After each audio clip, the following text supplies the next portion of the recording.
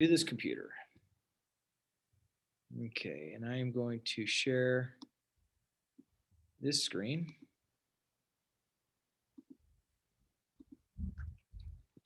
All right, this should work for us nicely. I believe that showed up. No.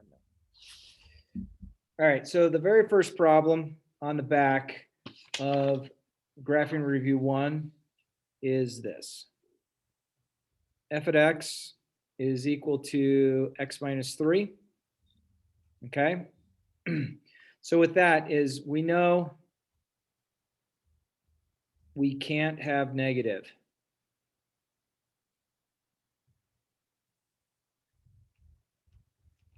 Okay. So we're going to take this, we're going to set it equal to 0 and just literally solve what's underneath. So our domain of this one, we can have square root of 0, that's fine. So it's going to be a square bracket. So 3 to infinity. Okay. Pretty simple, straightforward, I hope.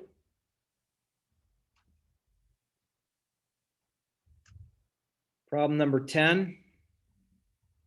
We have this. So what we can't have here is we can't have 0 in denominator. Okay, denominate, I just abbreviated it. So I'm going to set that equal to 0. That's pretty simple, saying, okay, -1 is the only number we can't have. So the domain of this one could be negative infinity to -1, round bracket, -1 to infinity. And this just means that, excuse me, that just means that -1 is the only one of the numbers that won't work. And so that was 10A. 10B, we get this. So again, we can't have negative, but we can have zeros, that's fine.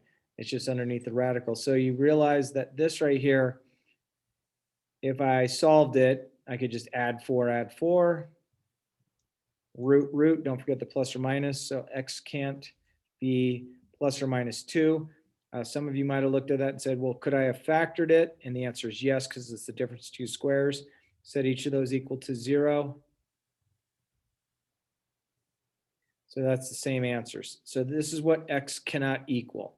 X can equal everything else. So our domain of this is going to be negative infinity to -2. Then it goes from -2 to 2. And then it goes 2 to infinity. And so what that basically means is that these and these don't exist. Okay, so you need 3 parts on that kind of one. Okay, if that was in a denominator,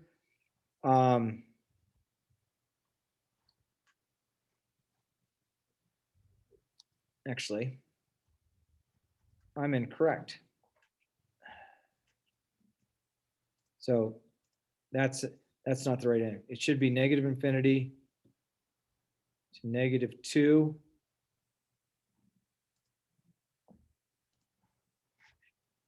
And then -2 to 2. And then 2 to infinity. That would all be the domain. And the reason we can indeed have a square root of 0, so that's totally fine. Okay. Now 11, I want to do the pre-calc way. You could do it on the Desmos way, and I'll actually do it both ways. I'm going to do it the pre-calc way first.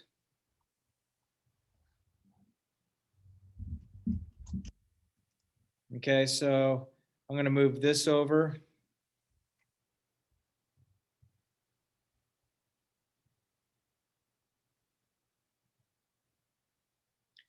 Oops, that's still absolute value. Then I'm going to multiply both sides by -1.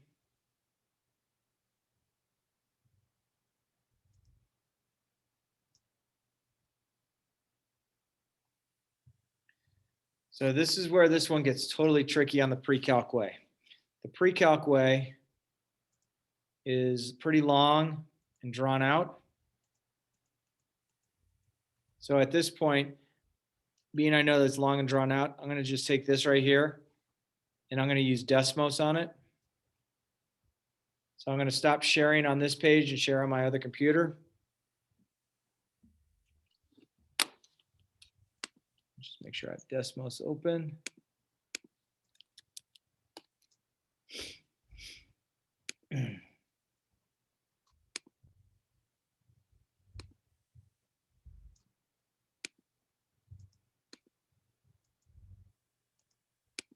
All right, so I'm going to graph each side. So I'm going to get y equals x squared minus 3x. And then my other side, I'm going to get y equals the negative. And I have to go down here to find absolute values under the keypad. I have absolute value, which is this right here. And then I'm going to get x minus 2. Close that, and then I'm going to go plus 3. So this is what my graph looks like. So I'm going to write down both those answers.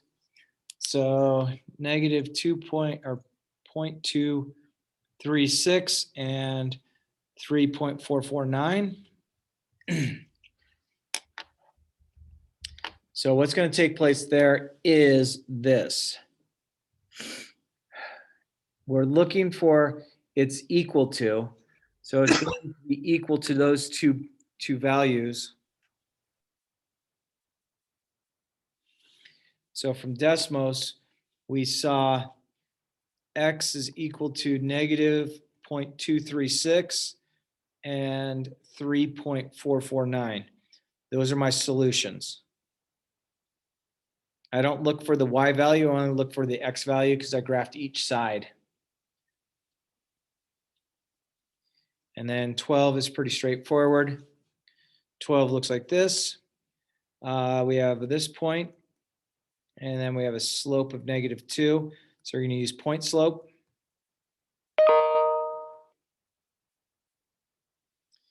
And that'll be x1, y1. So plug them in. This is the linear equation. You can keep it as point slope.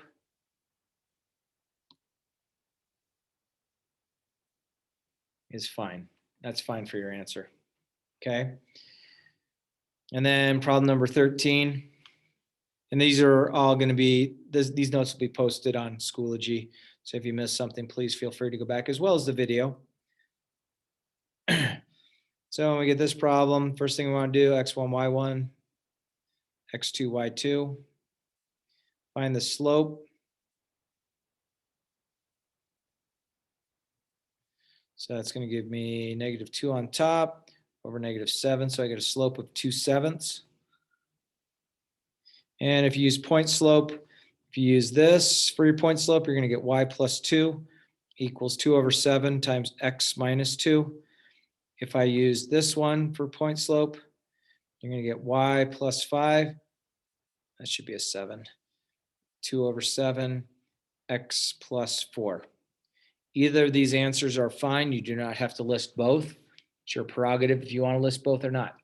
So with those that we just did, is there any questions, any ideas, any things that we're worried about on any of those?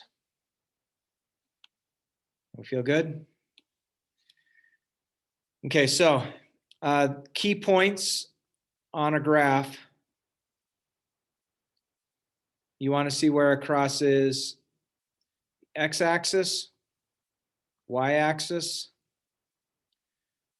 Where is it going? So up or down.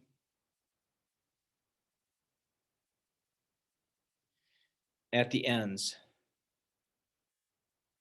And then another term we brought up were local max and mins. And remember, the local max or mins were the turning points on our graph that we could see on our graph. Okay. And then other things that we know that might come into effect is we have asymptotes. Okay, and we get our vertical horizontal, and slant. Okay? So those are kind of the main things that we look for on graphs. So let me do one. I'm going to deal with one that has an end behavior, aka slant asymptote. And this means my degree on top is greater than degree on bottom. Okay, so let's make up a problem. Might look something like this. Let's say we have y equals x to the third plus 7x squared plus 5x plus 2. And we're going to divide that by x squared plus 1.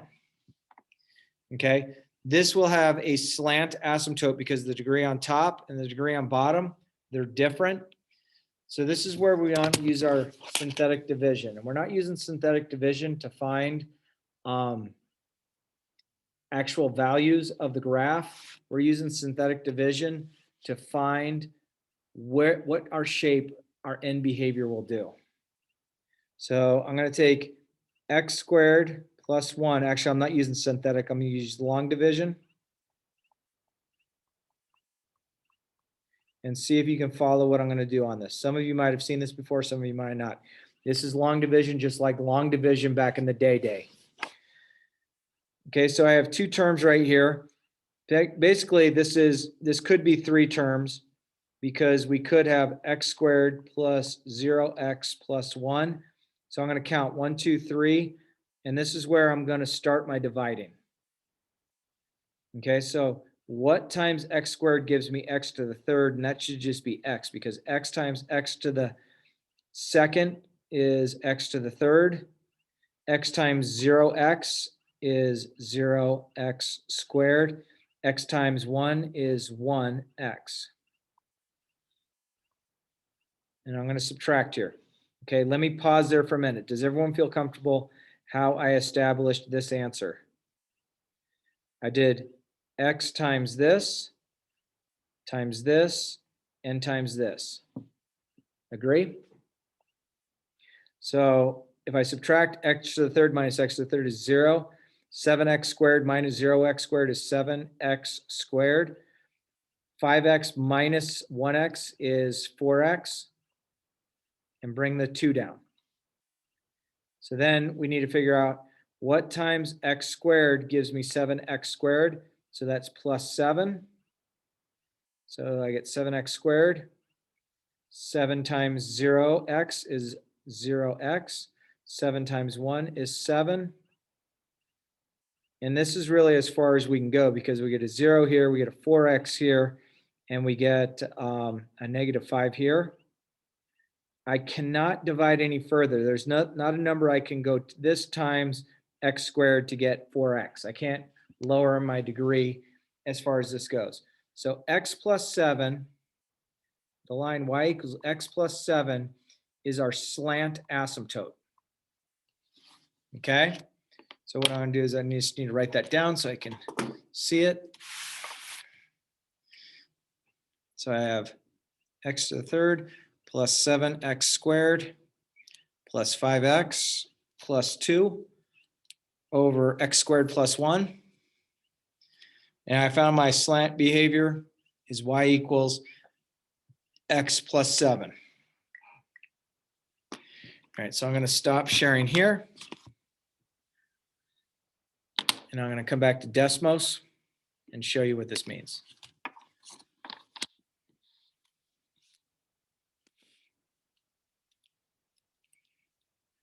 Let's clear those out and let's graph. I get y equals, and this is going to be a fraction. Let's see my fraction bar. Where's my fraction bar? I don't have it. All right, so I'm going to go in parentheses, x raised to the third plus 7x raised to the second plus 5x plus 2 divided by x squared plus 1. So that's kind of what that graph looks like, kind of weird looking. And then I'm going to graph y equals x plus 7. Oops. Plus 7. Okay. And then projector mode. Okay. So I'm going to zoom out on this a little bit. So notice, does my arrow show up on your screen? Is this arrow showing up? Yeah, it does. Okay. So the purple line, as I'm going down this way, notice how that green line's following it. It gets closer and closer and closer. Okay. I'm not worried about what's taking place within this region here. Okay. I'm not worried about that, the wiggle region. But as I come up here, that purple line and the green line, as I go to the right and up, gets closer and closer and closer. So that's what you call an end behavior asymptote or a slant asymptote. Does that make sense? So that's a little tiny different than what we have talked about in the past. Okay. So that's the definition of a slant asymptote. So we'll see a problem definitely like that. We'll do more like in class 2. So we'll talk about that. So make sure you feel comfortable with it. Okay. Move on. Let's see. Let's do a vertical asymptote. And vertical asymptote usually has horizontal as well. Usually these come together. Now, I don't want to say that it's impossible to have, it is possible to have a vertical and a horizontal asymptote as well as an end behavior asymptote. It is possible. I won't necessarily throw all 3 of them at you at once. Okay, so as long as the degree on top is less than the degree on bottom, these should work. So let's say I have y equals x squared plus 4x plus 2, or plus 4 on top. And let's say on bottom, I'm going to have 3x squared. Okay, so degree on top equals degree on bottom. So that means our horizontal asymptote will be this. I have a 1 technically in front of here, so it's y equals 1/3. Okay, excuse me. And then what would make this 0? And in this case, when 3x squared is equal to 0, x equals 0, that's our big no-no. So we're going to have at x equals 0, so this is the y-axis, we're going to have a vertical asymptote.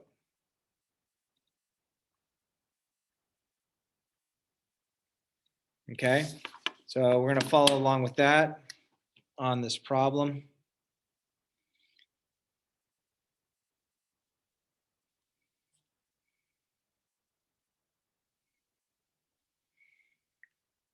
This one also, I can factor the top to x plus 2, x plus 2.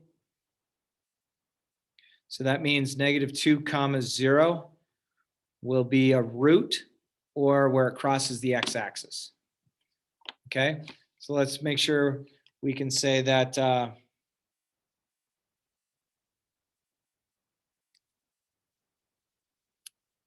let's make all of that take place on Desmos.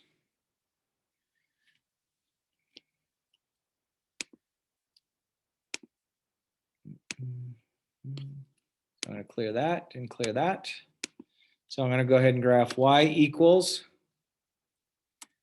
put this in parentheses, the top, so I can make sure it's all grouped, x squared plus 4x plus 4, and then divided by 3x squared.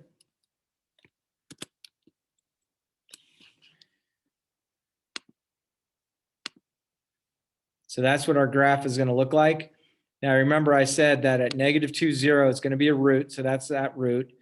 But we also know that the line x equals 0 is our vertical asymptote. Now here is the strange. We do have a root, but it looks like we have asymptotes as well. So we have this root that's taken place here. Okay, but I also want you to realize that the line y equals 1 divided by 3, it is indeed an asymptote, but notice it crosses here. So this kind of doesn't follow all the rules. So it is possible to have a horizontal asymptote that we do cross from time to time, but for the most part, the ends of our graph, as I go to the right, it approaches it, and as I go to the left, and if I zoom out on this, you'll definitely see that y equals 1/3 is what our line is following close to. It won't cross it again. So sometimes there's silly rules that take place with this, especially if we know that both parts of my graph are going to happen above the asymptote. It is possible that it'll cross the asymptote again. So that's kind of a little bit goofier idea that takes place. So I gave you both the graphing review 1 and 2. You have the packet. Agree?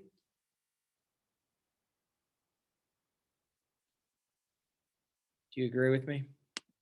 Yeah. Okay. So let's have you guys and girls and the rest of my friends go ahead and try to get 1 through 13 done on graphing review number 2. And I'm going to stop recording, but that's what you can work on for the rest of the period. If you have questions, let me know.